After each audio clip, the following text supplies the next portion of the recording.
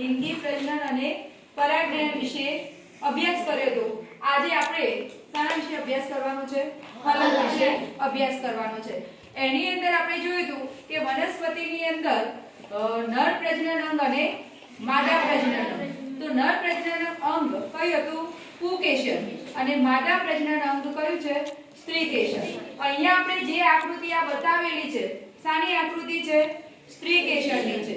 આ સ્ત્રીકેશરનો ઉપરનો કયો ભાગ છે? ટોચનો ગાદી જેવો જે ભાગ છે, જેને આપણે શું કહીએ છીએ? પરાગાશય કહીએ છીએ.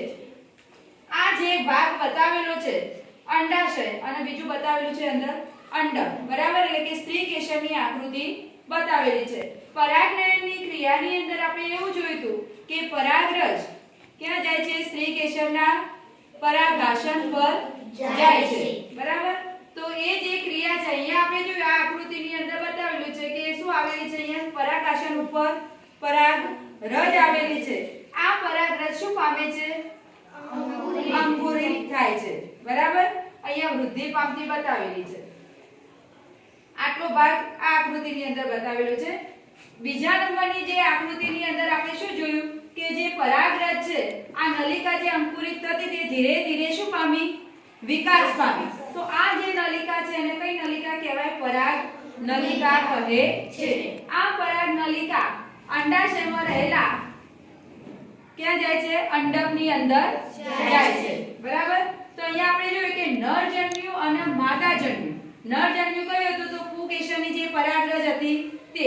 એ નરજન્યુ અંડાશયના અંદર અંડક જે છે એ અંડક શું છે? માદાજન્યુ છે. તો આ નરજન્યુ અને માદાજન્યુનું શું થયું? સંયુગ્મન થયું, જોડાણ થયું. આ ક્રિયાને શું કહેવાય?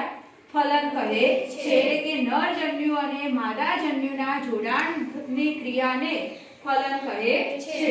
આ ફલન થઈ ગયું. ફલન ક્રિયાને પરિણામે શું થાય? ફલન ક્રિયાને પરિણામે ફલિતાંડનું નિર્માણ થાય. એટલે કે એક કોષની શું થાય છે? રચના થાય છે. અને એ જે ફલિતાંડ છે એ ફલિતાંડમાંથી ભ્રૂણ વિકસે છે. અને ફલન ક્રિયા પછી જે અંડાશયનો ભાગ હતો એ અંડાશયમાંથી શું બને છે? ફળનું નિર્માણ થાય. અને જે અંડક હતું અંદર એ અંડકમાંથી શું બને છે? બીજ બને છે. તો વનસ્પતિની અંદર આ રીતે શું થાય છે? ફલન ક્રિયા થાય છે.